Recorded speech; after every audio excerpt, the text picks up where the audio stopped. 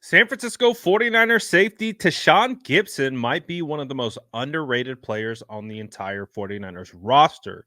Richard Sherman had him on his podcast, and what a phenomenal conversation they had. And what I loved most about this was how he talked about his teammates and how he talked about how he started out with the San Francisco 49ers, because I got to see it from my own perspective, and he gets to explain it from his perspective, because it all started out with a tryout in Minnesota. And I was there covering the team, and he was there trying to get a job. And so it's really cool to hear his perspective on what that workout was like and the lead up to landing on the San Francisco 49ers and all the twists and turns that have come along with it. This is a phenomenal listen. Tashaun Gipson has so much energy. I think this might be the longest or most I've ever heard from Tashaun Gipson. It's worth a listen. Take a listen right here as Tashaun tries to give us an inside look at how he landed on the San Francisco 49ers. This defense really changed when you kind of got into the lineup.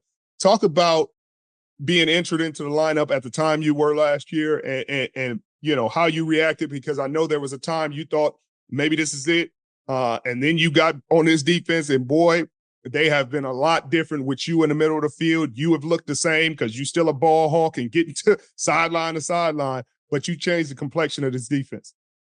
Man, Sherman, I appreciate it. It's just kind of one of them things where I got to that point in my career where last summer, man, I'm sitting at the house in this third week in August. And now you kind of tell yourself each day that time get pushed back. Say, if I ain't signed by training camp, I'm hanging it up, man. Full-time dad, full-time. All right, middle of training camp, man. By that third preseason game, it's like, man, this might be it. Get a phone call. Me and Jimmy Ward got the same agent. They tell us like, hey, man, we got bad news, good news. Bad news, Jimmy might be down. Good news, we won't get to come in and work out for us. And, it's the first time ever having to work out for a team before. It was humbling, Sherm. Like, it was humbling. So I come to Minnesota, I go work out. And, everybody out there, all eyes on me. And it's just kind of like a cool thing, man. It just kind of made me go back to ground zero, kind of, all pride and everything aside, man. You want to play in the National Football League, you got to go out here and do it. And from there, it just was a whirlwind. I'll never forget Mr. Lynch set me down, and he was honest with me. He said, hey, right now, Jimmy, we love Jimmy. Jimmy, a great player. He just come off top 100. And he like, these first 4 games going to be huge for you. My goal is for you to be here. You play well enough. We'll figure out how to work you in when Jimmy get back. But you control everything from here on out. And that's just kind of one of the things I respected about Mr. Lynch. I understood who Jimmy was. It never was a situation where it's like, hey, this is what it is. It's like, hey, you stay here long enough to be on this roster, stay here long enough, you do well enough, you play. And I guess the rest is history. I just kind of put my head down, man. I was like that old dude, didn't really talk to nobody. I just went out there, man, and I tried to work, man. And Huff was a huge part of that, man. And I give that man so much credit. That's my brother for life. Like I said at the beginning, I was at the joint practices in Minnesota. I was sitting next to Steph Sanchez, and she had binoculars, and we could see the crowd gathering on the furthest field in Minnesota. And this was like far into training camp. And we're like, oh, that's John Lynch, Adam Peters. We don't know who the player was, but we could see it was a tryout. Come to find out, the player that we were watching try out that Steph spotted, that was Tashaun Gipson. And which is wild because obviously the San Francisco 49ers signed him at the beginning of the season. Jimmy Ward goes down and Tashaun comes in and never gives the job back. And just like he was talking about, Jimmy Ward was a top 100 player. Jimmy Ward was a player who was finally getting his respect in the NFL, playing some of the best ball of his career. Tashaun Gipson signs off the streets and takes the job and never gives it back. And Jimmy Ward had to come shift down into the nickel, and it was crazy. It's just a crazy origin story because, like I said at the beginning, he's playing really well. Even though he might not get all the accolades, he is one of the most underrated players on the team.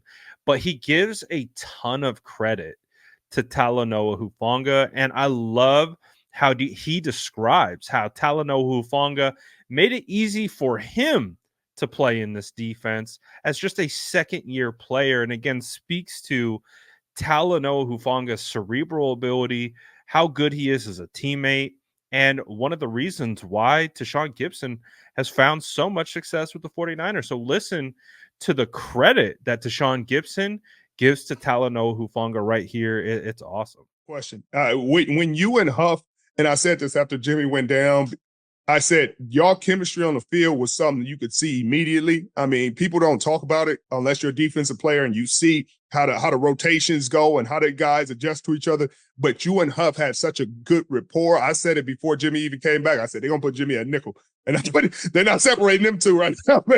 I'm sorry. I love Jimmy to death, but That's my if dude. they're not about to sit. They're not about to sit Gip on the bench, and they're not about to sit Huff on the bench. Jim, you're gonna have to come back here to play the nickel spot. They're gonna put all y'all on the field, but them two ain't coming Best off. 11 got to play, sure, man. You know how that go. No question, no question. And the way you were playing made it easy. Talk about like your mindset, because you came in as an undrafted free agent, so your mindset is always got to go get it. But you came into one of the best defenses in the National Football League and elevated it, which is crazy. Sure. You know, it's kind of one of those things where, I always walk around with that chip on my shoulder, man. People have called me the former undrafted player before they call me the former Pro Bowler. That's just life.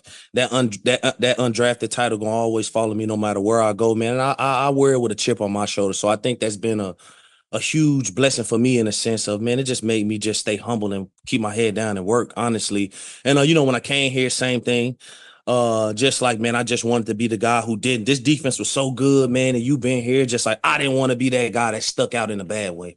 And I think that's the thing just kept me motivated, man. And having somebody like Huff, man, that dude has so much energy, man. And it's huge not having a guy like that, man. And I know it's not just because of the relationship that we got. He's a heck of a player, man. And it's just his energy that he brings to a team. It's just something different that you just can't replace. So having him, I tell people all the time, besides Fred, Huff is a guy you want to go and ask questions about this defense, man. This dude knows. Sometimes he'll correct coaches. He'd be like, hey, is this supposed to be that? Like, he's just so studious to the game. So having him just telling me, like, you might see a mic'd up with Huff, I didn't have to do nothing, Sherm. I ain't gonna lie, my first 5 games, Huff would be like, go right, go to the post, go down, go left, go right. So, he took me back to elementary football where it's just like line up, play fast, go do your thing. Coach Miko, Coach DB, they did a good job of just slowing things down and let me get back used to this system because you played in it. Seattle version, a little different than, Sala when he came here. Miko, I played in it with Gus. Jacksonville. In Jacksonville. So the terminology was different. So I took a little time to get used to it. But once they let the reins go, man, it was just a match made in heaven in this defense, man. I'm so fortunate that they gave me that opportunity. I love hearing Tashaun Gipson and what he had to say about Talanoa, man. Like, just really giving that insight of how smart he is on the field, basically just directing Gipson where to go. All right, this is what you're going to do here. You're going to do this here. Allowed Gipson to play fast and free, and their connection together, we've seen the success that they've had. So Talanoa Hufanga is a guy that we just haven't talked about this year because, again, he suffered the torn ACL against the Tampa Bay Bucks, and unfortunately, he is one of the mainstays on this team that we lost this year for a predominantly healthy season.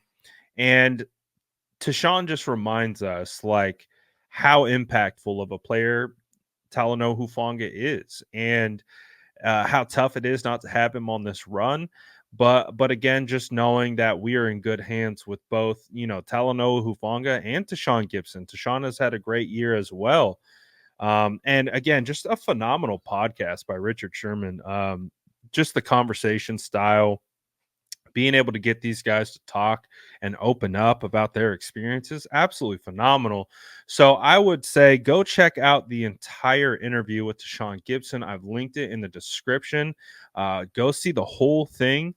There's a lot more to it than that I've covered, but it's a phenomenal one, and I definitely suggest go taking a look. Links in the description, and as always, make sure to like and subscribe for more updates.